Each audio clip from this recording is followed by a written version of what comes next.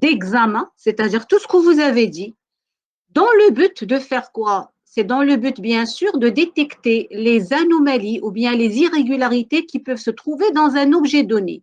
Par exemple, lorsque je vais auditer la comptabilité, c'est pour pouvoir détecter les anomalies qui se trouvent dans la comptabilité. Par exemple, est-ce qu'il y a une irrégularité comptable? Est-ce que nous avons une erreur comptable? Est-ce que nous avons, par exemple, un problème au niveau du respect d'un principe comptable et ainsi de suite? Lorsque, par exemple, je vais auditer une fonction, par exemple la fonction marketing, pour voir est-ce que nous avons un Madame, s'il problème vous plaît, au niveau de cette fonction. Oui, oui, oubliez de mettre l'enregistrement. s'il vous plaît. Il n'y a pas d'enregistrement. Ah, s'il vous plaît. Madame, parce qu'il y a des gens qui n'arrivent pas à rejoindre la réunion. S'il vous plaît, vous savez le problème qui a eu lieu en premier semestre suite aux enregistrements vidéo normalement, c'est-à-dire au niveau des cours. Il a été décidé qu'on n'enregistre pas les cours, mais vous aurez les supports de cours. S'il vous plaît. Je sais que la capacité est limitée. D'ailleurs, on a demandé ça à la direction. Ils vont trouver une solution. D'accord? Donc, s'il vous plaît, essayez de suivre avec moi pour le moment. Hein? Et je répète, normalement, j'ai un site sur lequel vous allez trouver, je vais vous donner le lien après, vous allez trouver les enregistrements audio. Est-ce que c'est clair? C'est-à-dire ce que je suis en train d'expliquer. Donc, finalement, vous aurez tous les outils nécessaires pour maîtriser le module. N'ayez aucun souci, s'il vous plaît. D'accord? Très bien. Donc, je reprends. Suivez avec moi, s'il vous plaît. Donc, je répète. L'audit, c'est un ensemble de dispositifs donc d'examen, d'analyse, de contrôle, de vérification pour pouvoir dégager ou détecter les anomalies dans n'importe quelle situation, soit des anomalies au niveau de la gestion, soit des anomalies au niveau de la comptabilité s'il s'agit d'un audit comptable et financier. Bien sûr, le but de l'auditeur, c'est quoi? D'ailleurs, pour savoir ceci, je vais essayer de faire avec vous un parallélisme entre l'entreprise et l'être humain. Donc, normalement, si on est, je répète, un être humain, quand est-ce qu'on peut aller voir un médecin, par exemple? Suivez doucement avec moi, s'il vous plaît. Par exemple, quand est-ce que vous pouvez aller voir un médecin? Lorsqu'on est malade. Très bien. Lorsqu'on se sent malade. Très bien. Lorsqu'on est malade. Donc, ça veut dire on va s'adresser à un médecin que dans un but curatif. Vous suivez avec moi? Est-ce qu'on peut le faire à titre préventif? On peut le faire. Oui. Très bien. Donc, la même chose. Lorsque je parle, quand est-ce qu'on peut, par exemple, déclencher une mission d'audit? Je peux l'avoir dans deux situations. Soit l'entreprise va le faire à titre préventif pour prévoir tous les risques éventuels qu'elle peut bien sûr courir dans un aspect donné, soit l'entreprise va faire appel à un auditeur parce qu'elle va mal. Et lorsque je dis l'entreprise va mal, ça veut dire j'ai un indicateur. Par exemple, comment je vais dire que moi je suis malade? Je dois avoir ce que j'appelle des signaux, des signes. Avoir de la fièvre, par exemple. Ne pas pouvoir parler, par exemple. Très bien. Donnez-moi le cas pour l'entreprise. Donnez-moi un signe ou bien une situation qui peut nous dire que l'entreprise va mal. Et je répète ici, vous allez capitaliser ce que vous avez déjà étudié.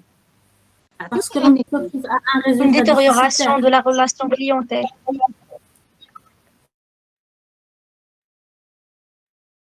La baisse de chiffre d'affaires. Je vais prendre cet exemple. Un déficit. Un déficit, voilà. Mais je vais prendre, si vous voulez, pour le premier temps, une baisse de chiffre d'affaires. Donc, baisse de chiffre d'affaires de l'entreprise, ce que j'appelle chute de chiffre d'affaires. La chute de chiffre d'affaires, c'est comme avoir de la fièvre. Regardez bien ce que je veux dire, c'est-à-dire c'est un signe externe. OK? Très bien. Dans ce cas, le fait qu'il y a une anomalie constatée, qu'est-ce qu'on doit chercher? On doit chercher la cause.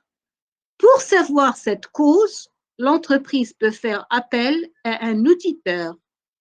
Or, un être humain peut faire appel à un médecin. OK? Très bien. Donc, le médecin, par exemple, qu'est-ce qu'il peut nous demander pour pouvoir statuer sur votre situation, par exemple? Des analyses. Très bien. Faire Des des analyses. analyses. Très bien. Donc, faire des analyses, pourquoi faire? C'est pour savoir la cause de la fièvre, c'est-à-dire la cause de la maladie. L'auditeur, il va faire la même chose. On doit analyser pour savoir quelle est la cause de la baisse de chiffre d'affaires. Donc, comment on a eu cette baisse de chiffre d'affaires? C'est ça ce qu'on appelle un diagnostic. Donc, c'est ce que je dis même du côté médecin, il va faire un diagnostic, c'est-à-dire, il va essayer de comprendre tous les signaux apparents et toutes les analyses nécessaires pour pouvoir statuer sur la nature de la maladie. L'auditeur va faire pareil. Pourquoi d'ailleurs moi je fais ce parallélisme? Parce que, à vrai dire, la démarche, elle est prise du domaine médical. D'accord? Donc, lorsque l'auditeur, il va pratiquer ce diagnostic, qu'est-ce qu'il va chercher? Bien sûr, la baisse de chiffre d'affaires, c'est un constat qui peut être dû normalement à différents scénarios. Très bien. Donnez-moi des exemples de scénarios. À votre avis, pourquoi une entreprise peut connaître une baisse de chiffre d'affaires? Alors, vous avez ici plusieurs scénarios possibles. Donnez-moi quelques-uns, s'il vous plaît. Un par un, là, Madame, hein? Oui? par exemple, peut-être il y a un nouveau concurrent Très bien. avec un produit de haute qualité que notre entreprise, par exemple. Très bien. Concurrence. Donc, il y a une concurrence qui a pu se démarquer par son produit. Très bien. Madame, Quoi d'autre? madame, Diminution des ventes. S'il vous plaît. Quand un commence à parler, les autres, s'il vous plaît. الله يهديكم. راكم نعطيكم زاد. إذا سمعتوا واحد بدي يهضر الآخرين يسكتوا. C'est bon, allez-y. يلا. Anna, s'il vous plaît, parce que je préfère 1000 fois vous faire participer au cours au lieu de vous citer le cours et j'arrête. Allah yarda alaykoum. Bon, je sais que c'est pas facile. Yalla, mais on va faire de notre mieux. Allez-y, oui. madame, Oui, je vous ai... la qualité des biens. Très bien, ça peut être un problème de qualité. Oui, vous avez raison. Quoi d'autre? Yalla, tenez d'autres propositions. Wallah yarda alaykoum, li das ma tbqaش تعاود. Allez-y.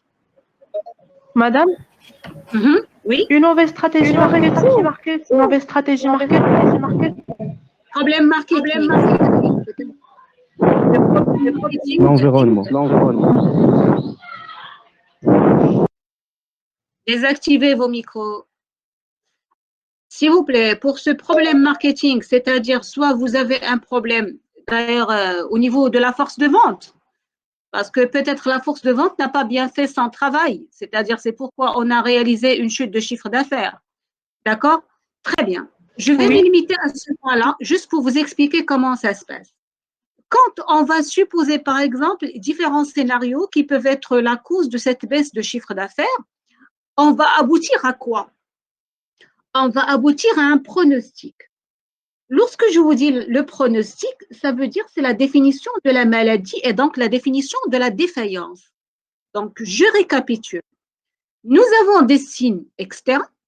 On va chercher des signes internes par le biais de quoi? Par le biais d'un diagnostic. Le but, c'est de donner un pronostic. Le pronostic, c'est définir la nature de la maladie. Très bien. Donc, je vais prendre l'exemple de l'entreprise. La baisse de chiffre d'affaires, par exemple, lorsqu'on a analysé, nous avons constaté que c'est un problème au niveau du marketing. Or, le marketing, c'est quoi? Normalement, vous avez toutes les étapes que vous faites à partir de l'étude de marché en amont jusqu'à ce que vous assurez la commercialisation du produit en aval, c'est-à-dire pour les clients.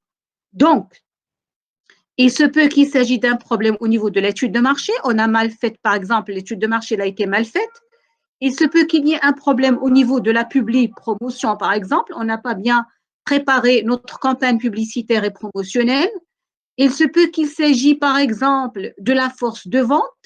La force de vente, il a un problème au niveau de la formation, un problème au niveau de la communication, un problème d'effectif. Donc, regardez. Ici, je vous ai donné plusieurs causes possibles. D'accord? Mais bien sûr, il faut chercher la cause directe à cette baisse de chiffre d'affaires. Et donc, on peut avoir soit des causes externes, soit des causes internes. Par exemple, la personne qui m'a dit la concurrence. La concurrence, c'est une cause externe, c'est-à-dire le fait qu'il y a un concurrent qui apparaît sur le marché. Donc, ce n'est pas dû à une défaillance de l'entreprise, mais elle est due bien sûr à un concurrent. Et les risques liés à la présentation de ce concurrent n'étaient pas mesurés par l'entreprise. Donc, l'audit dans ce cas, il va essayer à identifier la vraie cause de l'anomalie ou bien la vraie cause de la défaillance. Si par exemple, je constate que la vraie cause, c'est la force de vente, pour vous simplifier le travail. Donc, il va donner un pronostic. C'est la définition de l'anomalie. Très bien. Je vais revenir au médecin maintenant. Une fois il définit la maladie, qu'est-ce qu'il peut faire? Qu'est-ce qu'il va faire par la suite? Très bien. Il va donner les médicaments, bien sûr, dans la perspective, je dirais, optimiste. C'est-à-dire, il va donner un traitement.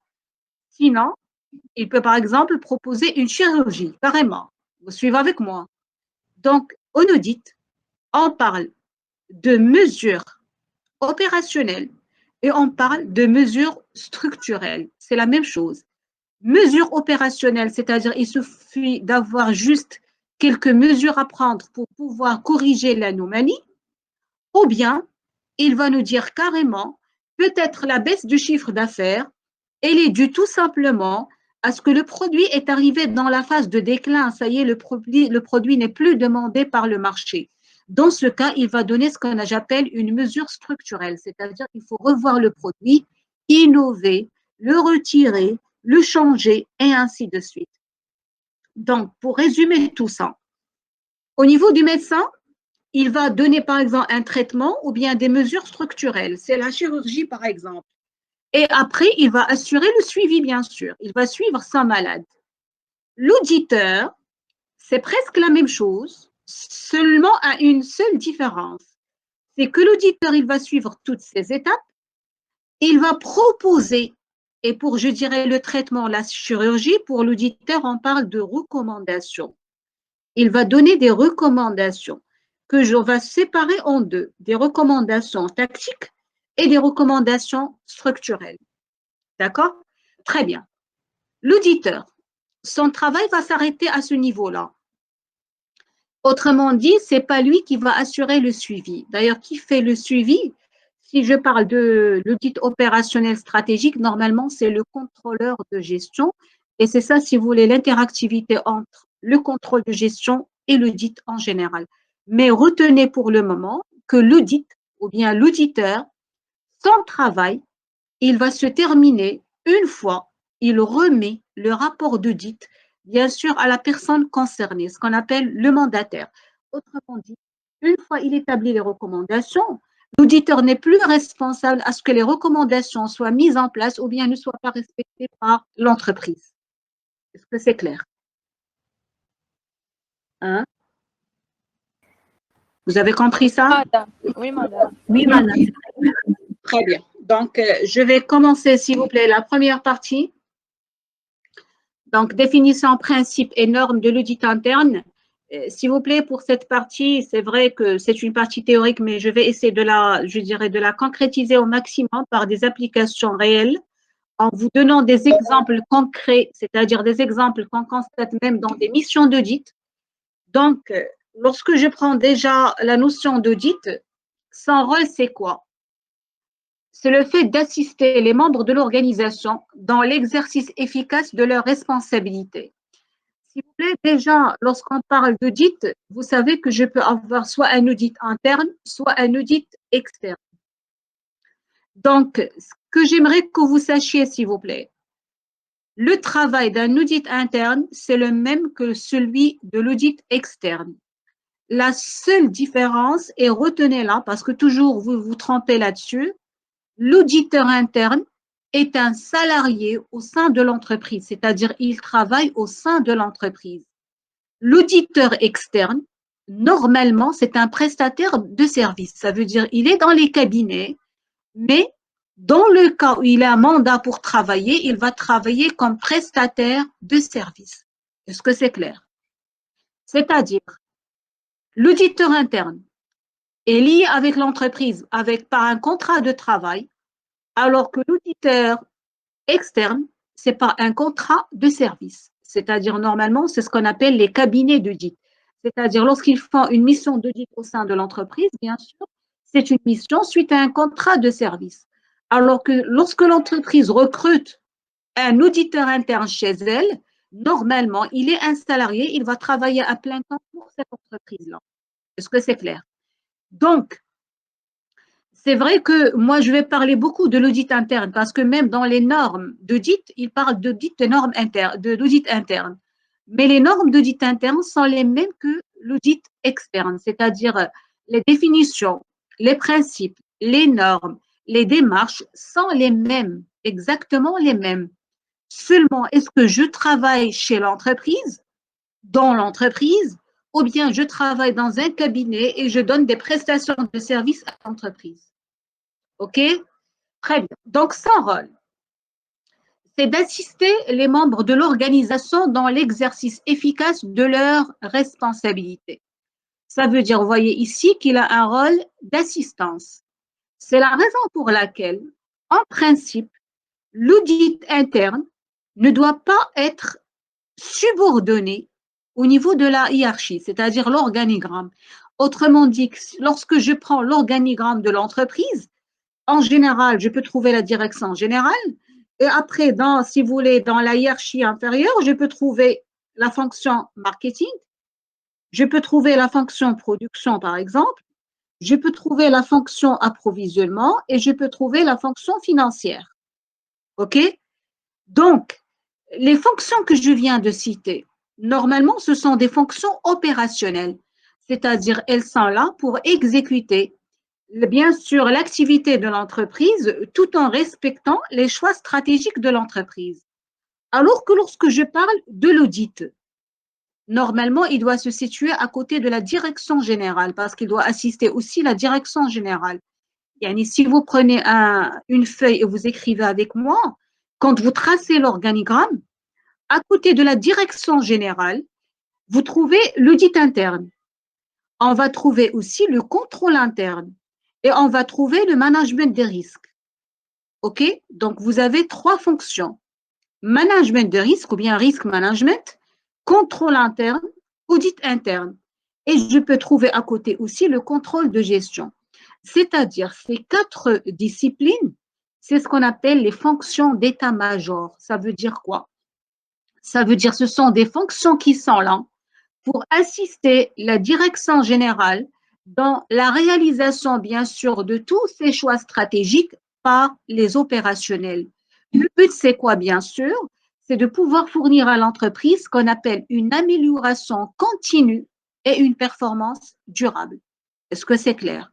Donc, c'est vrai que nous, par exemple, on va voir l'audit interne, le contrôle interne, le management de risque, bien sûr, parce que ce sont des outils de l'audit. Vous avez un module contrôle de gestion et c'est pourquoi je vous dis que ce sont des modules de synthèse. C'est-à-dire, ils sont là pour superviser tout ce qui se passe au sein de l'entreprise, mais en même temps, ils peuvent intervenir dans toutes les fonctions au sein de l'entreprise. C'est ce qu'on va voir par la suite. Parce qu'il y a, c'est ce que je dis, des convergences entre ces disciplines-là. C'est-à-dire, une discipline va utiliser l'autre discipline pour toujours arriver à donner le meilleur résultat à l'entreprise. Très bien. Dans ce but-là, comment on appelle ces quatre disciplines? c'est les fonctions d'état-major. Vous savez pourquoi on l'appelle état-major? Parce que ça, c'est un terme militaire. Madame, oui? Ce qui est appelé le staff? Si vous voulez, c'est-à-dire il y a une appellation le staff parce que mais normalement lorsque je dis le staff, ça peut concerner même un groupement autre. Mais lorsque je dis état-major, c'est plus significatif parce que vous savez dans le domaine militaire, lorsque je dis l'état-major, ça veut dire quoi? Ça veut dire c'est une personne normalement qui chapeaute tout ce qui se passe. C'est-à-dire dans, je dirais, un staff donné. En même temps, il va essayer de surveiller ce qui se passe, de pouvoir détecter des anomalies s'il y en a et de pouvoir donner des recommandations, des orientations pour pouvoir piloter ce qui se passe au sein de l'entreprise. D'accord? Donc, c'est plus général si vous voulez. D'accord? D'ailleurs, si vous voulez, je peux vous dire normalement, parce que ce sont des disciplines, c'est vrai que ça demande, parce que vu leur statut, ça demande quand même une formation assez, je dirais, c'est-à-dire, je dirais assez solide quand même. Et normalement, ce sont les débouchés des différents masters que vous connaissez déjà. Par exemple, master CCA, audit contrôle de gestion et ainsi de suite. C'est-à-dire, ce sont les débouchés de ces masters, soit contrôle de gestion, soit audit interne, soit le contrôle interne, soit le risque manager. C'est ce qu'on va voir par la suite en détail par des cas pratiques. D'accord? Très bien.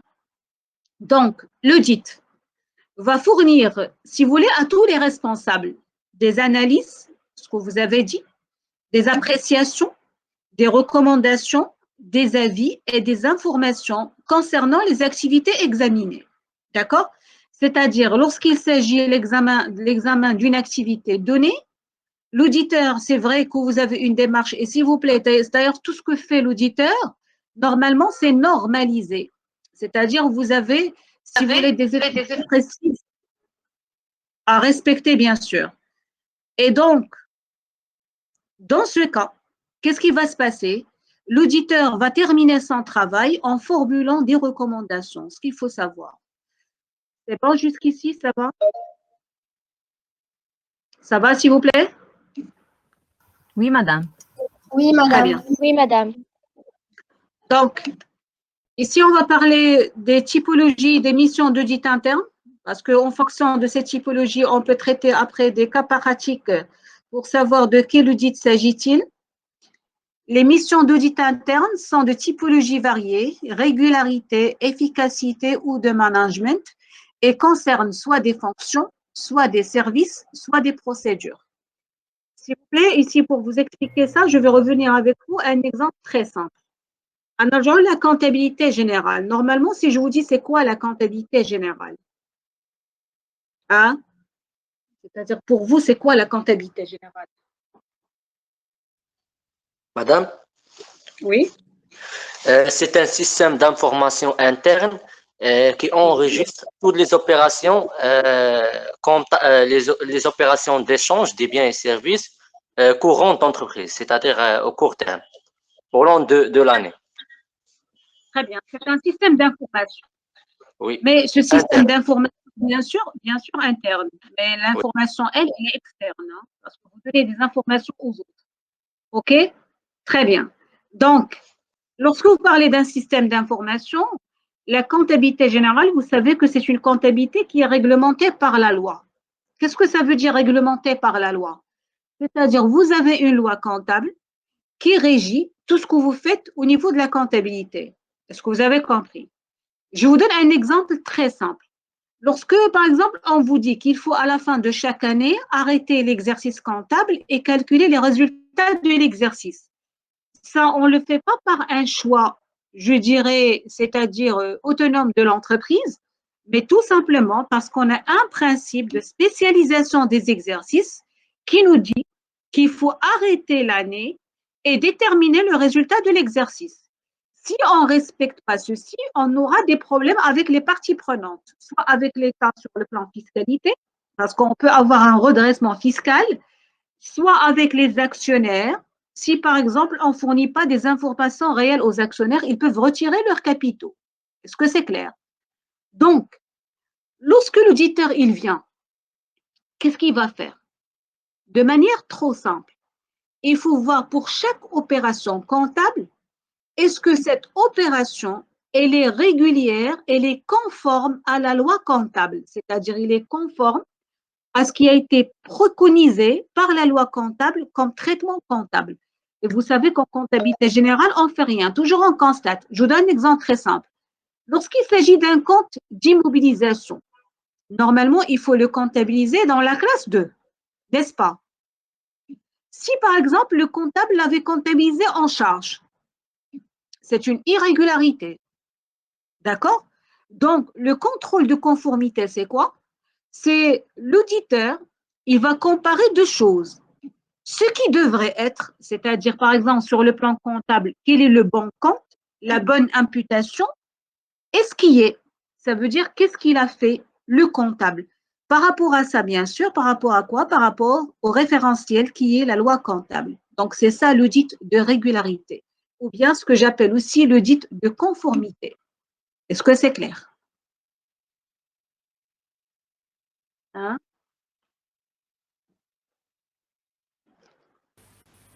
Oui, madame, c'est clair. S'il vous plaît, faites attention, les missions d'audit après, surtout dans les cas, il faut savoir séparer entre les notions. Quand je parle d'un audit de régularité, juste je vais voir est-ce que vous êtes conforme à la réglementation en vigueur. Je vous donne un exemple très simple. Oui? Juste la vérification de la régularité, ce qui est légal, ce qui n'est pas concerne la procédure ou bien le règlement intérieur de l'entreprise. Les deux. C'est ce que j'allais dire après, s'il vous plaît. Très bien. C'est les deux. Parce que, écoutez-moi, l'entreprise, pour qu'elle fonctionne, elle dit normalement deux outils. J'ai la conformité, la réglementation, par exemple, de l'activité de l'entreprise elle-même, ou on dit le règlement de l'entreprise, le règlement intérieur de l'entreprise. Je vous donne un exemple très simple. Lorsque je parle, par exemple, de la comptabilité, qu'il y a la loi comptable, mais en même temps, il y a des procédures qui sont définies par l'entreprise elle-même. Est-ce que vous avez compris? Donc, quand je parle de la conformité, est-ce que je suis conforme à la loi? Lorsque je parle de la régularité, est-ce que je suis régulière par rapport aux procédures? S'il vous plaît, Anna, un exemple très simple. Anna, toujours par rapport à la comptabilité. Lorsque je parle, par exemple, je vois qu'une écriture comptable, le comptable n'a pas respecté un principe comptable. Qu'est-ce que je vais dire? Que la comptabilité n'était pas conforme. Par exemple, il a doté une provision alors qu'il ne doit pas la doter. Elle a pour doter la provision, il dit des règles. Par exemple, provision pour dépréciation des créances. Quand est-ce que je peux doter la provision? Je dois avoir les comptes clients individualisés. Je dois avoir un procès d'avocat devant le tribunal. Je dois avoir, si vous voulez, un taux de la provision et je dois calculer la provision sur le hors-taxe. Lorsque je vous dis ceci, c'est la réglementation comptable. Donc, si je constate qu'un compte provision, il respecte tous ces aspects, je dis c'est bon, le traitement est conforme à la loi comptable. Est-ce que c'est clair? Un exemple de régularité. Par exemple, l'entreprise a un règlement interne. Ce règlement interne, par exemple, ça peut concerner parfois, je dis n'importe quoi, parce que parfois, ça peut concerner l'aspect vestimentaire. Par exemple, les banques, je dois avoir, c'est-à-dire un style vestimentaire, un costume, une cravate, etc. Quand vous ne respectez pas ce règlement interne, ça veut dire que vous n'êtes pas régulier, ce que vous avez compris. Donc, elle dit c'est la petite différence entre la conformité et la régularité. La conformité, c'est par rapport au règlement, la régularité par rapport au règlement interne de l'entreprise. Est-ce que c'est clair, s'il vous plaît? Oui, madame. Très bien. Donc, si vous voulez, si d'ailleurs, je reprends ici ce que je viens de vous expliquer. Pour la régularité, c'est par rapport aux règles internes de l'entreprise. La conformité, c'est avec les dispositions légales et réglementaires. Très bien. Donc, dans ce type de mission d'audit interne, qu'est-ce que l'auditeur va faire? Il va essayer de signaler les irrégularités, c'est-à-dire si, par exemple, nous avons un problème, c'est-à-dire de non-respect du principe comptable, analyser les causes, parce qu'ici, il faut savoir peut-être que le comptable, c'est-à-dire n'a pas compris l'opération, ou bien tout simplement par ignorance, ou tout simplement par omission, c'est-à-dire il doit chercher la cause de cette irrégularité, et bien sûr, à la fin, il va aboutir à la proposition ou ce que j'appelle la formulation des recommandations. Donc, si vous voyez, s'il vous plaît, ces 3 points, normalement, c'est ce qu'il faut faire pour chaque opération d'audit. Signaler les irrégularités, analyser la cause et proposer et formuler les recommandations. Pourquoi? Parce que le travail d'un auditeur ne va pas se limiter à signaler les irrégularités. Bien sûr, dans ce cas, c'est comme s'il fait un travail incomplet. Il ne doit pas non plus se limiter à l'analyse des causes. Mais tout travail d'audit qui n'aboutit pas à un rapport d'audit, il est considéré comme nul. Est-ce que c'est clair? C'est-à-dire, on ne peut pas, par exemple, accepter un travail d'audit qui ne sera pas assorti, bien sûr, de ce que j'appelle un rapport d'audit. Autrement dit, Le rapport d'audit, c'est le résultat de tout travail ou bien de toute mission d'audit en général. C'est-à-dire ces trois étapes, il faut les maîtriser, s'il vous plaît. Après, bien sûr, on va essayer de les appliquer dans des opérations bien précises. Est-ce que c'est clair?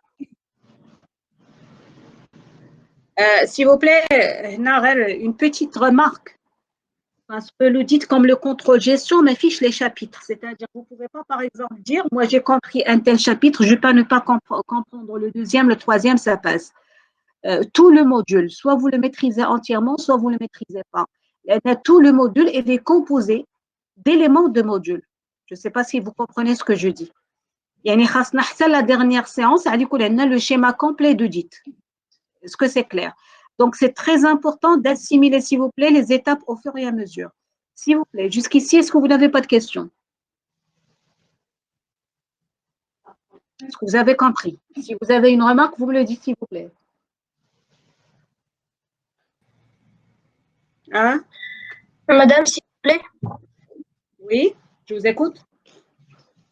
il y a beaucoup des étudiants qui n'arrivent pas à accéder à la plateforme. Puis on nombre est limité. 50 personnes. Et on est deux ensemble. Avec moi. Ce problème, d'ailleurs, j'ai parlé avec l'administration ce matin. Je vais essayer de parler encore une fois. S'il vous plaît, ce n'est pas dû à moi, parce que quand j'ouvre, c'est-à-dire l'administration, elle a une seule solution. Elle me dit d'ouvrir 2 ou 3 sessions. Mais quand j'ouvre 2, c'est ce que j'avais fait tout à l'heure, ou 3 sessions, il y a des échos pour moi. Donc, je ne pourrais pas faire le coup. Est-ce que c'est clair? Hein? S'il vous plaît, je n'ai pas de solution pour le moment. Je sais que ce n'est pas évident, je sais que vous êtes nombreux, mais c'est la capacité de la plateforme. Donc, quand j'ouvre 2 sessions, je ne peux pas faire de cours, s'il vous plaît. Donc là, hein? Donc, je vais essayer de voir ce que je peux faire avec l'administration, s'il vous plaît, pour la prochaine fois. Madame, Ah, oui. j'ai une question concernant le PFE 56. Quand allons-nous démarrer le projet? Le PFE? Vous êtes chez moi dans le PFE? Oui, madame, 56. Là, c'est le groupe 56 gestion, là, économie. Gestion. Ah, donc le groupe PFE chez moi, il fait partie de cet ensemble-là. Très bien, donc on peut… Oui, madame. Très bien, puisque vous êtes là chez moi, je vais essayer de programmer avec vous une séance, une réunion pour pouvoir discuter de ça. Donc, on en parlera ultérieurement, s'il vous plaît. Vous allez nommer une déléguée du PFE et vous m'envoyez votre adresse mail, s'il vous plaît. Je vais vous contacter pour programmer une séance d'encadrement. On peut le faire ici aussi même au niveau de la plateforme ou bien par Google Meet. Il n'y a pas de souci. Mais c'est très bien. Là, je croyais que vous n'êtes pas dans les ensembles que j'ai. Andy, les autres, il y a l'économie. OK. C'est bon? Vous m'avez entendu? Madame, Oui. Oui.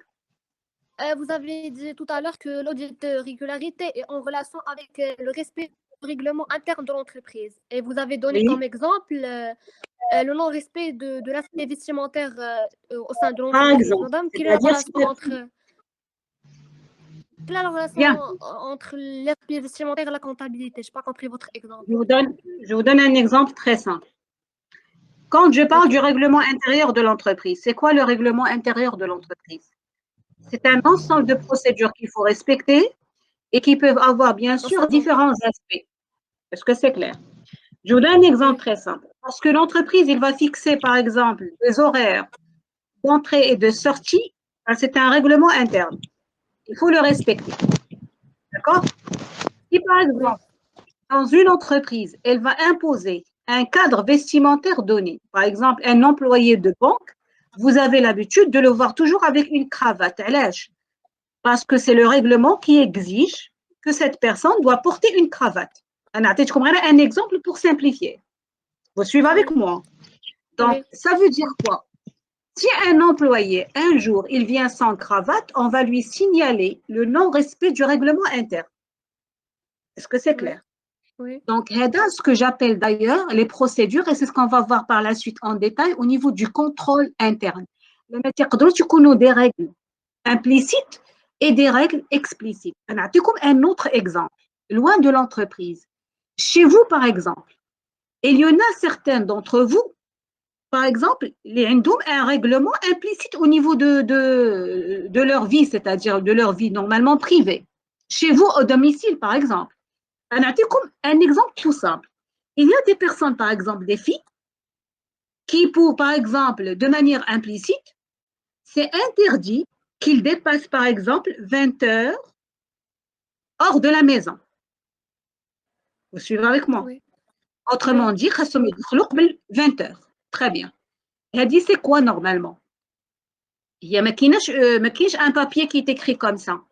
Mais peut-être, Ouais, c'est implicite. en fonction de... Voilà, c'est un règlement implicite exigé par les parents de pouvoir avoir 20 heures comme limite. Il y en a d'autres qui peuvent rester jusqu'à minuit, jusqu'à 2 heures du matin, il n'y a pas de souci. Femtoni. Donc, Oui. si vous dépassez 20 heures, automatiquement, vous allez avoir des critiques. Vous suivez avec moi? Donc, automatiquement, qu'est-ce qu'on dit? C'est qu'il y a toujours un contrôle interne qui est là. Le contrôle interne, c'est quoi? C'est un ensemble de dispositifs, les psychonos implicites ou explicites, mais qu'on doit respecter comme ça. Comme un exemple tout simple. Il y a des familles qui doivent déjeuner, par exemple, à 13 heures pile. Donc, alors regardez bien. Normalement, je dirais un règlement en interne. Peu importe quelle heure, il n'y a pas de souci. Je vous suivez avec moi. Donc, j'essaie de banaliser les exemples. Je fais ce que je veux dire. Mais après, bien sûr, dans l'émission d'audit, je vais vous parler de ça avec le langage d'audit comme il faut. Est-ce que c'est clair? Donc, Oui, c'est clair. lorsque je parle d'une entreprise, parfois, il y a une entreprise qui exige la présence à une heure précise. Il y a un système de pointage. Avec le système de pointage, alors c'est quoi? Alors, automatiquement, c'est une procédure, c'est un contrôle interne. Il y a un système de pointage qui va fonctionner à 8h30. Passé 8h30, ça y est, je serai marquée absente. Automatiquement, je vais venir à 8h30. Vous suivez avec moi? Si j'arrive au-delà de 8h30, il y aurait une irrégularité. Je n'ai pas respecté le règlement. Dans les entreprises où il n'y a pas ce pointage, c'est-à-dire on peut tolérer, un salarié peut arriver en retard. C'est ce que je vous dis. Donc, lorsque je vous dis le règlement interne, c'est quoi? C'est un ensemble de procédures que l'entreprise a adoptées et il va imposer à ses employés et qui aura bien sûr la force de la loi. Un règlement, d'accord? Un règlement qui nous régit tous, d'accord?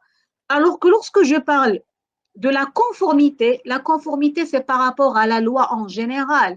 Par exemple, est-ce qu'une entreprise au Maroc, il pourra par exemple opter pour une activité qui est illégale, qui n'est pas par exemple, je dirais, proposée par la loi? C'est impossible. Madame, s'il vous plaît. Oui.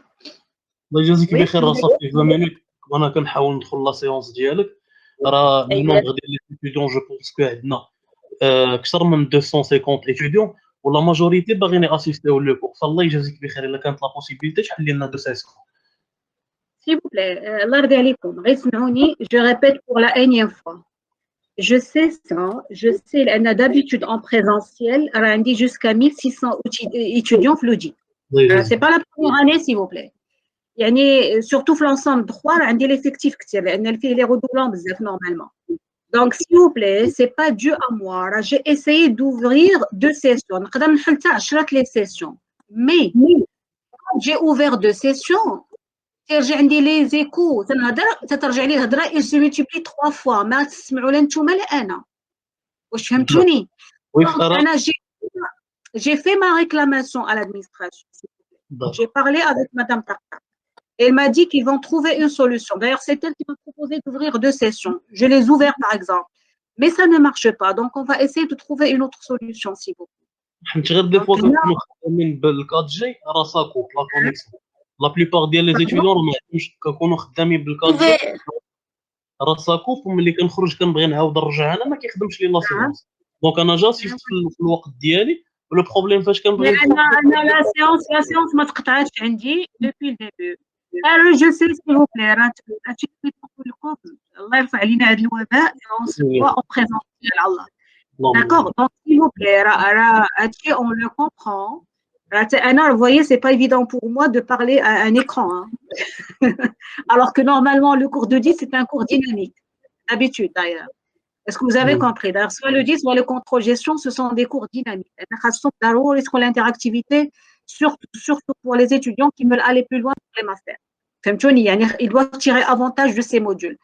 Mais là, on travaille avec les moyens de bord, s'il vous plaît. J'ai essayé, d'ailleurs, tout à l'heure, on a traité deux sessions, mais je n'ai pas pu. Un drôle de session, c'est-à-dire quand je parle, j'ai l'écho d'Yali, l'écho d'Yali. En même temps, il y a les chevauchements entre les sessions, ce n'est pas possible. D'ailleurs, la solution. يقدر يكون ان بروبليم من عندك انت حيت كاينين دوطخ بروفيسور كيخدموا بهاد لا ميثود هذه وسام. Il n'y a pas de souci, je peux l'essayer tout. J'ai deux sessions déjà, je vais les ouvrir toutes les deux, on va essayer. D'accord, شكرا بزاف وسام. Madame, il y a aussi un problème de connexion. Non, madame, vous pouvez. Attendez. Je vais ouvrir les deux sessions et je vais voir ce que ça veut dire. Sinon, madame, vous pouvez faire l'enregistrement de la séance et le déposer sur. S'il vous plaît, استاذ الله يخليك غير كونسيرنون بالنسبه للبروبليم ديال لونجسترومون حنا متفقين معاك بلي كانوا دي بروبليم غير اون اتوندون البروبليم يكون تحل من هاد لادمينستراسيون وهذا الشيء وديك الساعه راه كيف ما كان حنا راه قابلين على لو شوا ديالك. S'il vous plaît. Donc, on est là, عليكم. مابقاش نعاود الهضره plusieurs fois parce on prend le temps de cours. Donc, je répète, l'année dernière, par exemple, j'avais les enregistrements audio. Il y avait l'enregistrement audio de moi-même. J'explique les diapos. C'est-à-dire, ce support de cours, il va être appuyé d'enregistrement audio. C'est-à-dire, et c'est plus bénéfique. Chaque diapo, vous aurez sur la base un enregistrement qui explique le diapo. On vient de commencer, en attendant de trouver une solution à l'effectif qui est très important. Alors, on peut aller au-delà. Je peux organiser, par exemple, je divise les ensembles. Je travaille avec un ensemble tout seul et un ensemble tout seul. Tout seul, je peux le faire. Est-ce que c'est clair? Mais en attendant d'arriver à trouver une solution, suivez avec moi, là, vous n'aurez aucun problème. C'est-à-dire, ce que je vous dis, vous pourrez avoir le support de cours, vous l'aurez aujourd'hui même. Lisez-le attentivement. Si vous ne comprenez pas quelque chose, vous pouvez m'envoyer toutes vos questionnements, toutes vos remarques, toutes vos interrogations. Je réponds à tout, s'il vous plaît. Yanina, c'est pas la peine, c'est vrai, je sais, je connais très bien les contraintes. D'accord? Je sais que c'est pas facile, ni pour vous, ni pour moi aussi. On a formulé, d'ailleurs, on a demandé à ce que la capacité de la plateforme augmente tout simplement en fonction de l'effectif, parce qu'il y a deux problèmes à la faculté d'INA pour avoir un ensemble de 800 étudiants, 900 étudiants. Ils nous ont dit qu'ils vont trouver une solution. En attendant de trouver la solution, s'il vous plaît, on va essayer de faire de notre mieux. Donc, Anna, je vais essayer d'entrer dans la deuxième session, s'il vous plaît, et on va voir. Est-ce que vous avez compris? Oui, madame. شكرا بزاف. Yalla, c'est bon, c'est pas grave. Donc, là, on va la session. Madame, une question par rapport. Attendez, s'il vous plaît. Attendez, je rentre dans la deuxième session et je vais voir.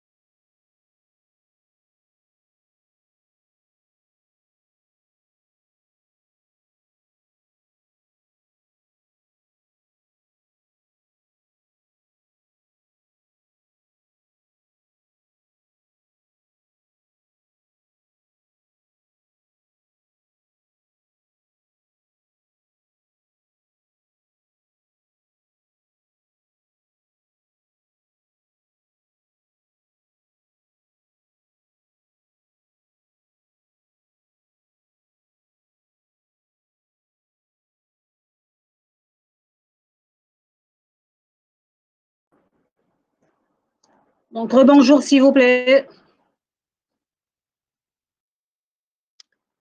Rebonjour. Bonjour, madame. Très bien. Donc, s'il vous plaît, je vais enchaîner. Je pense que le problème, je vais essayer de le résoudre demain, s'il vous plaît. Donc, on va enchaîner avec ce qu'on a aujourd'hui. S'il vous plaît, quelqu'un qui voulait prendre la parole tout à l'heure, c'est qui?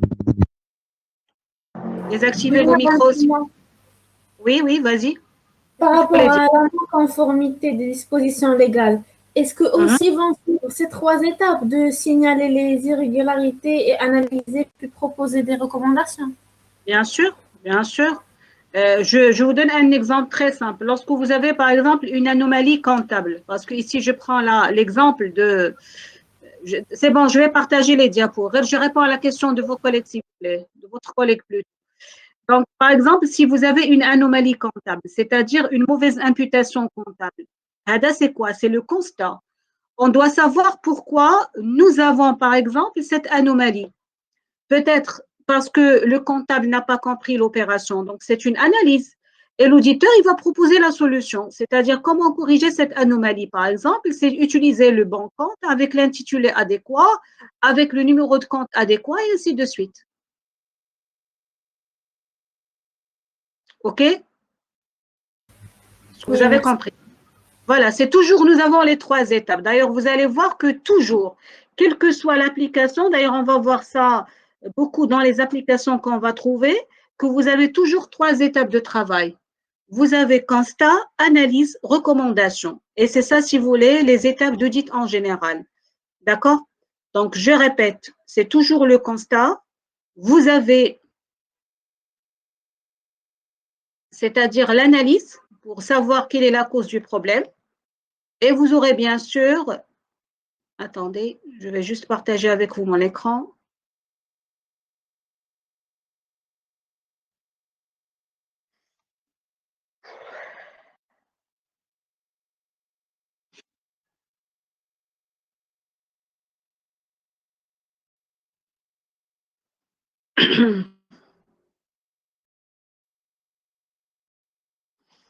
Bien, donc, s'il vous plaît, juste une seconde. Je vais essayer de partager. C'est bon.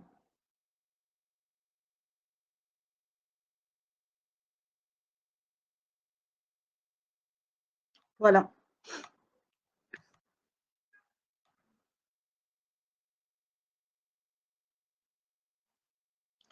Très bien. Donc voilà, je répète toujours, vous avez signalé, analysé et proposé. Et bien sûr, lorsque je dis signaler, c'est constater, parce qu'il faut les constater même avant de les signaler, s'il vous plaît. Très bien. Donc, je passe maintenant toujours au niveau des typologies d'audit interne.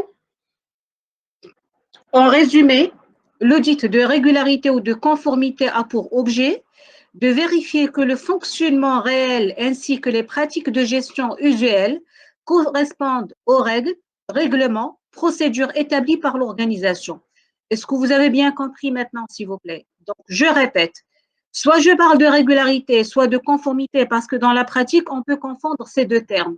Mais l'essentiel, il faut vérifier le fonctionnement, est-ce qu'il correspond aux règles, règlements, procédures établies par l'organisation. Bien sûr, par exemple, lorsque je dis règles, règlements, c'est au niveau de la loi, c'est-à-dire est-ce que, par exemple, la loi qui régit l'activité de l'entreprise en général, par exemple, vous savez que dans les banques, vous avez, par exemple, une loi bancaire, donc les banques, ils doivent travailler conformément à cette loi, mais à l'intérieur de chaque banque, alors vous avez des procédures qui sont établies par la banque elle-même pour voir, bien sûr, est-ce que le personnel au niveau d'une banque ou bien tous les opérationnels respectent bien sûr, je dirais, les procédures bancaires en quelque sorte. Est-ce que vous avez compris? Donc, règlement interne de l'entreprise et règlement de l'activité en elle-même ou bien du secteur d'activité ou bien, je dirais même, c'est-à-dire du champ d'activité en général. C'est bon? Ça va? Oui, madame. Madame? Oui, madame, Oui. c'est clair. Très bien. Oui? Pour l'audit, vous avez dit l'audit de régularité ou de conformité. Est-ce qu'au début, on doit nommer de quel type d'audit on aura besoin ou bien après le diagnostic, on peut savoir? Très bien. Donc, suivez avec moi. C'est une bonne question, mais je vais te répondre tout de suite. Dans une mission d'audit en général, je ne vais pas me limiter à l'audit de conformité ou de régularité, mais une démarche d'audit. C'est-à-dire que la démarche d'audit, c'est une démarche normalisée. Vous savez ce que ça veut dire normalisée? C'est-à-dire que ça ne dépend pas d'un auditeur à l'autre, ça ne dépend pas d'une entreprise à l'autre. Mais ce sont les normes d'audit, parce que les normes d'audit, c'est un référentiel. C'est-à-dire, je dirais, c'est un élément de référence auquel on doit bien sûr se référer pour chaque mission d'audit. Le code comptable ou bien le code de normalisation comptable. Est-ce que vous avez compris? L'audit, en tant que fonction, il y a les normes dialogue. Or, ces normes, il n'y a pas de normes d'audit marocaines, c'est-à-dire il n'y a que des normes marocaines. Ce sont des normes internationales auxquelles se sont adhérés même les auditeurs au Maroc, c'est-à-dire même les cabinets d'audit travaillent avec ces normes. Donc, les normes, elles précisent une démarche d'audit. La démarche d'audit, c'est-à-dire comment pratiquer une mission d'audit de A à Z. C'est réglementé. يعني ما كاينش هنا une valeur, je dirais pas une valeur ajoutée, mais ما كايناش c'est-à-dire une pratique propre à chaque auditeur. Ce qui fait dans cette démarche d'audit, on va voir les étapes. Mais en principe, dans toute mission d'audit, il y a l'audit de régularité ou de conformité et je vais passer à d'autres types d'audit. Ça dépend qu'est-ce qu'on cherche comme, c'est-à-dire recommandation à formuler et qu'est-ce qu'on vérifie comme objet de vérification. C'est ce qu'on va voir par la suite. Est-ce que c'est clair? Mais même que je dis juste un audit de régularité ou bien un audit de conformité, sauf dans des cas bien limités, c'est ce qu'on va voir par la suite. Il faut voir la démarche d'audit. Est-ce que c'est clair, s'il vous plaît? Est-ce que j'ai répondu à votre question? Oui, madame. Oui, madame, c'est clair. Bien. Donc, voilà, je vais passer donc au deuxième type d'audit, c'est l'audit d'efficacité. L'audit d'efficacité couvre toutes les fonctions de l'organisation, gestion des ressources humaines, gestion des dépenses, gestion des recettes, gestion budgétaire, gestion commerciale, gestion du patrimoine et ainsi de suite. Si vous voulez, le but de cette mission d'audit, c'est d'avoir une vue complète et synthétique sur le fonctionnement global d'un ensemble d'opérations afin de vérifier, si vous voulez, l'adéquation des moyens aux objectifs, pertinence des méthodes et procédures, rigueur et qualité des performances. S'il vous plaît, Hana, je vais vous donner un exemple très simple. Donc, suivez bien avec moi, s'il vous plaît. Normalement, lorsque je dis un audit de conformité, je viens de vous expliquer, c'est-à-dire l'auditeur, il va vérifier par rapport juste à un référentiel. Mais lorsque je parle d'un audit d'efficacité, au-delà, l'auditeur, il va chercher à juger quelle est la qualité de fonctionnement d'une fonction donnée. Alors, comme un exemple très simple. Vous avez étudié la gestion des ressources humaines, n'est-ce pas? Très bien. Oui, madame. Si je vous dis quel est le rôle ou bien la finalité de la gestion des ressources humaines, qu'est-ce que vous allez me dire? D'ailleurs, actuellement, on parle, s'il vous plaît, actuellement, je précise une chose, parce que vous savez, avant, on l'appelait gestion de personnel. Actuellement, on parle d'une gestion de ressources humaines, c'est-à-dire on considère le salarié ou bien le travailleur comme une ressource qui doit être gérée de manière dynamique. OK? Sur quel plan normalement? Qu'est-ce qu'on gère? Hein? On gère leurs attentes. Oui, je vous écoute. On rapproche le plus possible les besoins de l'entreprise aux attentes de son effectif. Ça, c'est un point. Quoi d'autre? Madame, au sein d'une entreprise, la gestion des ressources humaines sert à équilibrer entre les besoins de l'entreprise en termes quantitatifs et qualitatifs. Très bien. Donc, c'est en termes quantitatifs, c'est-à-dire il faut avoir l'effectif adéquat. Avec les compétences adéquates également. Très bien. Compétences. La compétence, qu'est-ce que ça veut dire? C'est avoir à chacun, bien sûr, le poste le plus adéquat. Yep. Est-ce que c'est tout? L'effectif ou les compétences, c'est tout? Non, Je la fais gestion des Pardon? La gestion des carrières. Très bien. C'est la gestion des carrières et Promotion. bien sûr, Développement personnel. c'est la formation. Voilà. Donc, regardez, vous avez 4 piliers fondamentaux. C'est la gestion de l'effectif, la gestion des compétences, la gestion des carrières et la gestion de la formation. Ah, Madame, la gestion des hommes au sein des entreprises et des c'est organisations. ça. La gestion des hommes, normalement, elle porte sur les 4 aspects. C'est-à-dire le rôle de la gestion des ressources humaines, c'est comment fournir à l'entreprise un effectif adéquat.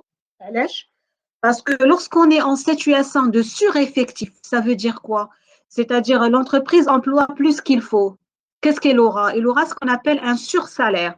La masse salariale va augmenter. Et lorsque la masse salariale va augmenter, c'est le résultat de l'entreprise qui va chuter. Donc, on peut avoir ici une anomalie. Autrement dit, si je trouve dans une entreprise, par exemple, le travail donné par l'effectif, il pourra être donné par la moitié d'effectifs. Qu'est-ce qu'on va dire là? Que l'entreprise est en situation de sureffectif, c'est-à-dire l'entreprise, elle emploie plus qu'il faut. Est-ce que c'est clair? Quand je vois par exemple qu'il y a une affectation arbitraire des postes, je vais me trouver là encore avec un problème, je dirais, de descriptif de poste et donc un problème de compétence. C'est-à-dire si quelqu'un, par exemple, il aura un poste qui n'est pas conforme à ses compétences à lui, même s'il va pratiquer par apprentissage, on aura automatiquement des anomalies. Vous avez la gestion des carrières parce que le salarié doit être motivé, intéressé à l'entreprise. Mais si vous êtes figé dans votre poste pendant des années et des années, automatiquement, votre productivité va baisser. Et bien sûr, pour suivre l'évolution, automatiquement, il faut avoir ce qu'on appelle une politique formation au sein de l'entreprise. Vous avez compris. Donc, si par exemple, nous avons une mission d'audit, et l'auditeur, il constate que l'entreprise est en situation de sureffectif ou là de sous-effectif. Je peux avoir la situation inverse, c'est-à-dire j'ai peu d'effectifs, mais qui travaillent beaucoup. L'auditeur, qu'est-ce qu'il va faire? Il va dire que la gestion des ressources humaines ne fait pas son travail, donc nous avons un problème d'efficacité de la gestion. Est-ce que c'est clair? C'est-à-dire quand je parle d'audit d'efficacité, je parle plutôt d'un audit opérationnel. Je vais voir chaque fonction au sein de l'entreprise. Pourquoi? Parce que chaque fonction, c'est une division qui a ses propres objectifs à elle, mais qui doit en converger vers les objectifs généraux de l'entreprise. D'accord? Donc, lorsqu'on trouve une anomalie fonctionnelle, l'entreprise, dans ce cas, plutôt, il va faire appel à un auditeur pour chercher la cause de cette anomalie et l'auditeur va proposer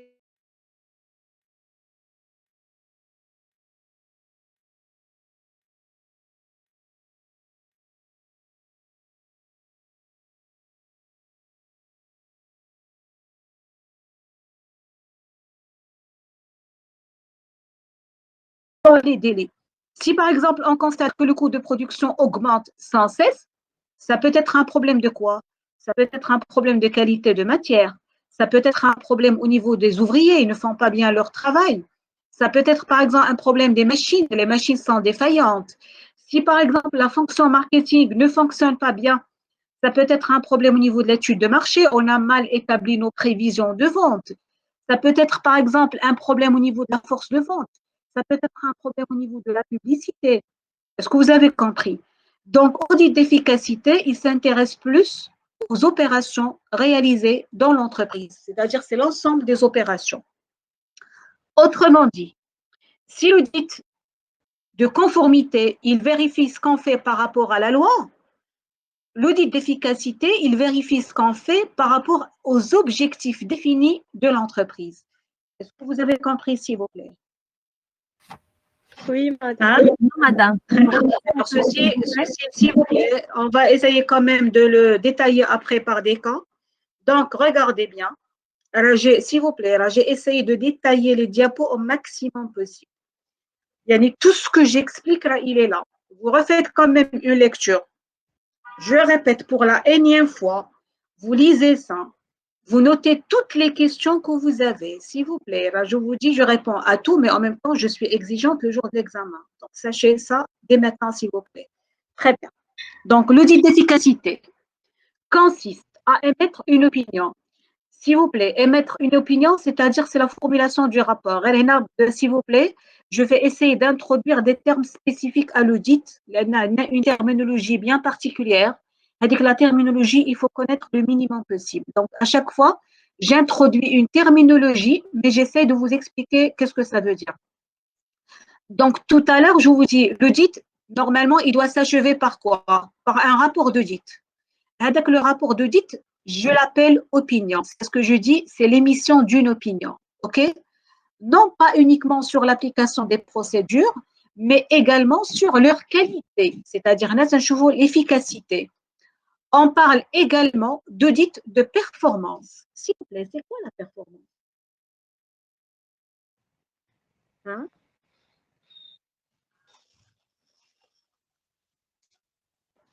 C'est quoi la performance? Madame, excuse-moi. Oui. La performance,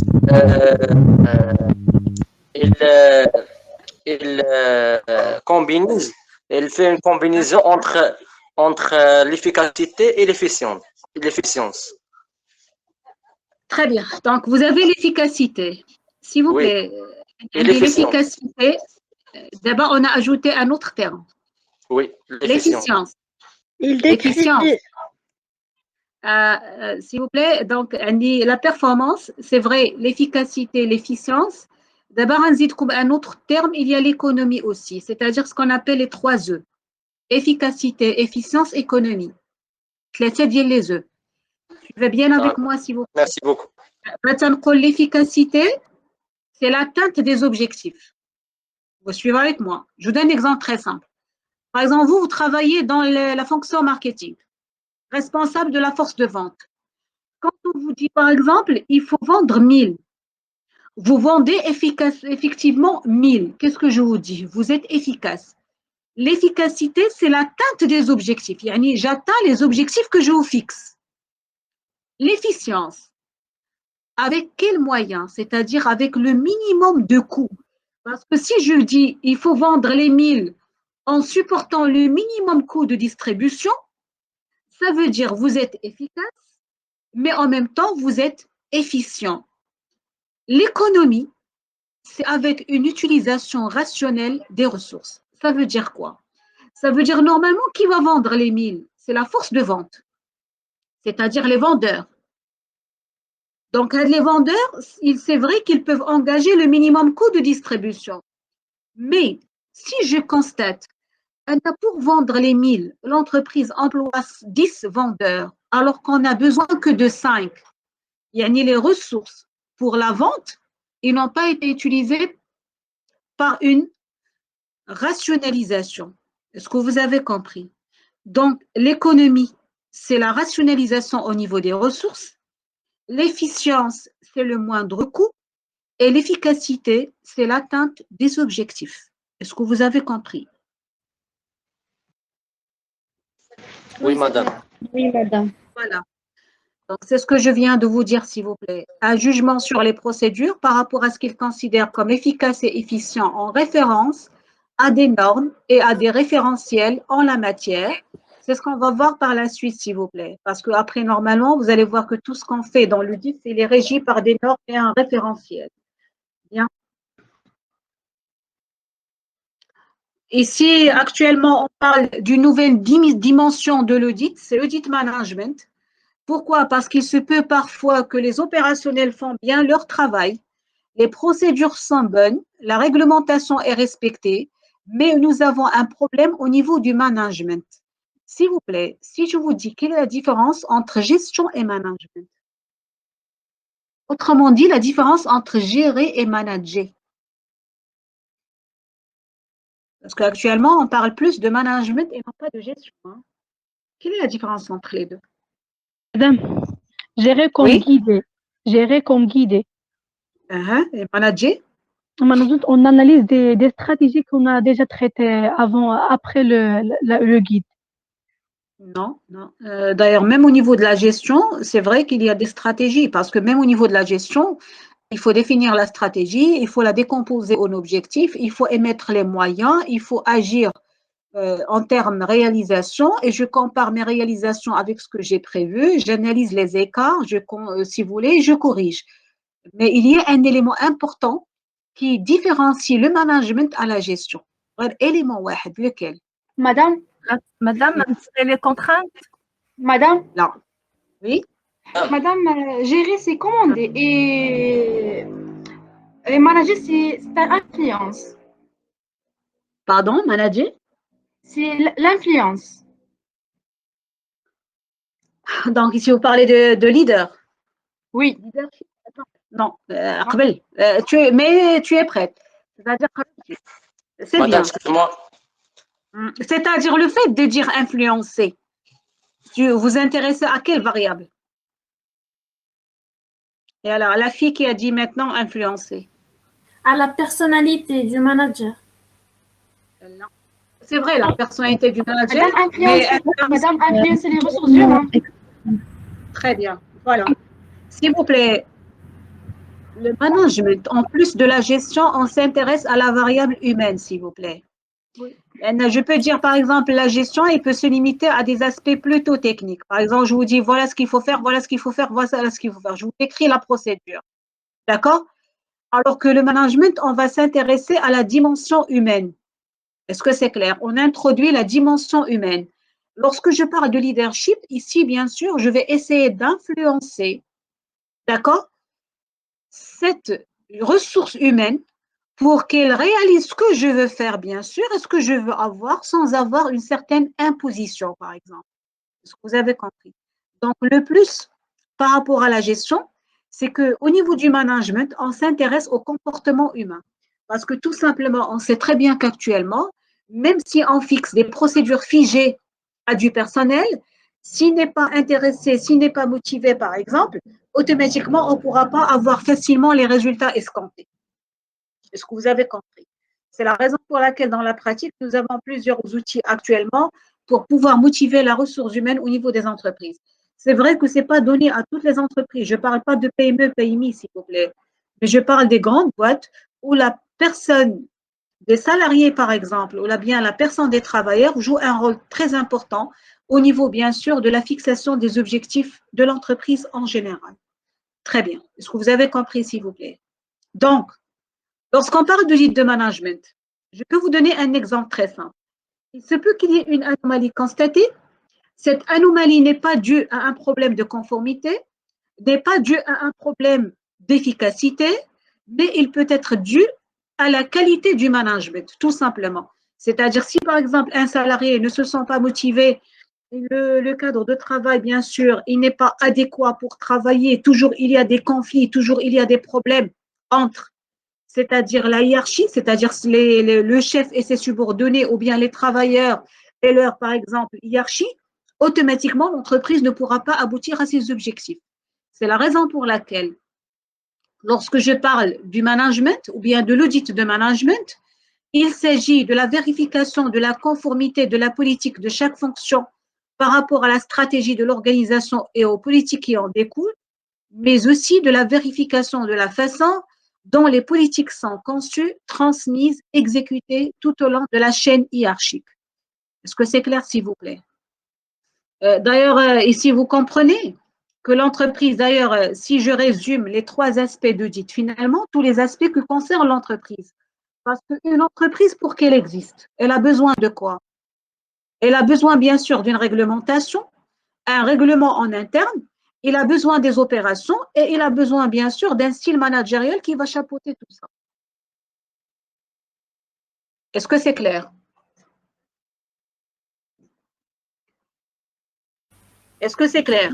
Madame, on peut dire que le management, il concerne les conflits entre les niveaux hiérarchiques, genre les relations humaines au sein de l'entreprise. Bien sûr. L'entreprise, pour qu'elle, normalement, pour qu'elle existe, on a besoin de l'entreprise en elle-même, qui est la réglementation qui va régir l'activité et le règlement intérieur de l'entreprise. Vous avez les opérations, c'est ce qu'on fait à l'intérieur de l'entreprise et qui traduit son activité. Et vous avez le management, c'est comment on gère tout ça au sein de l'entreprise. Finalement, l'audit, il va s'intéresser à tous ces aspects-là. Aspect activité, aspect réglementation, aspect management. Est-ce que c'est clair? Oui, madame. Oui, C'est madame. bon? Oui, madame. Très bien. Est-ce que vous avez des questions jusqu'ici, s'il vous plaît? Non, madame. Hein? Madame, Parfait. Hein? madame, s'il Oui? te plaît, j'ai pas accédé les premiers paragraphes parce que le site, j'ai un S'il vous plaît, problème de... Anna, s'il vous plaît, je vais vous déposer le document ce soir d'ailleurs. Le document, c'est-à-dire les diapos que nous avons déjà vus, c'est déjà 9 diapos. Je vais Madame, les pas de déposer. partage d'écran, pas de partage d'enregistrement. Là, c'est les diapos. Parce que madame, il y a beaucoup de gens qui n'accèdent pas au cours. S'il vous plaît. Donc, parce que j'ai répété à cette question plusieurs fois. Lardi alikum, je sais que c'est un problème. J'ai parlé avec l'administration, on est en train de trouver une solution. D'ailleurs, Anna, je vais programmer 2 sessions pour demain. Je vais essayer de les ouvrir toutes les 2 demain. Je vais voir qu'est-ce que ça va donner. Parce que quand j'ai demandé à l'administration, c'est la solution qu'ils m'ont donnée d'ouvrir 2 sessions. Anna, je peux ouvrir 10 sessions, mais je n'ai pas de Merci Donc, beaucoup. demain, je vais ouvrir 2 ou 3 sessions et je vais voir qu'est-ce que ça va donner. Est-ce que c'est clair? Cela dit, je dirais jusqu'à maintenant, on est dans l'introduction. Les diapos, ils vont être déposés tout de suite. Lisez-les. Si vous avez des questions, vous pouvez les poser, s'il vous plaît, pour demain. Et en plus, je répète, j'ai un site. Avec le site, les diapos avec enregistrement audio, c'est-à-dire les diapos sont expliqués de ma propre voix. On reste toujours en relation, on reste en activité. C'est-à-dire, comme des questions, vous pouvez me les envoyer. Qui est le délégué de l'ensemble? S'il vous plaît, j'espère qu'ils sont déjà là. Donc, les délégués, vous pouvez leur envoyer toutes les questions, sinon vous pouvez me les écrire sous forme de chat. Je vous réponds. D'accord? Espérons que Sally, on se voit en présentiel. Je sais que ce n'est pas facile, mais bon. Inch'Allah. Yalla. Très bien. Donc, sur ce, on va s'arrêter là demain, Inch'Allah. Yalla, salut. Madame. Je vais vous donner le lien du site très prochainement, s'il vous plaît. Je suis en train de l'actualiser. Madame. Quelle est votre adresse mail? Délégué. Non. S'il vous plaît, la déléguée m'a déjà contacté. Donc, elle a l'adresse mail d'elle. لا ما عندهاش. Si. لا الديليغي ديال PFE. Ah, pardon. Très bien, délégué de la PFE. S'il vous plaît, atteignez le nom d'elle ou l'adresse mail d'elle, je vais t'envoyer. حسناء حسني. حسني حسناء. L'adresse mail حسني حسناء. حسناء avec 2 ans. Madame, نكتبها لك. اكتبها لي في الشات s'il vous plaît. Très bien.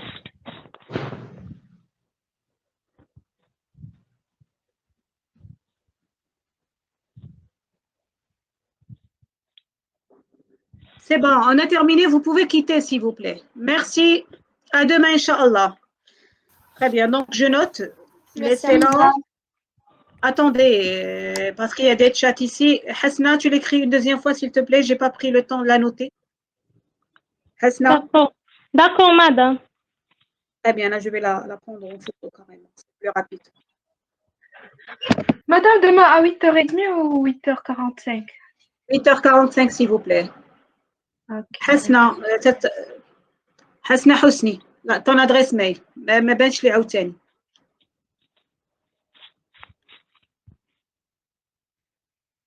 دابا madame.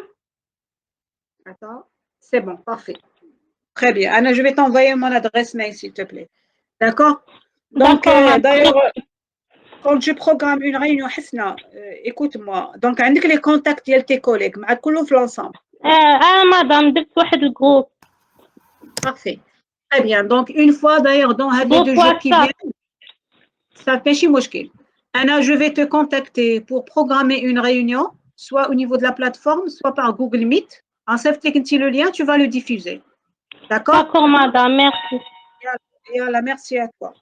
Yalla, au revoir à vous tous. Demain, Inch'Allah. Au revoir. Au revoir.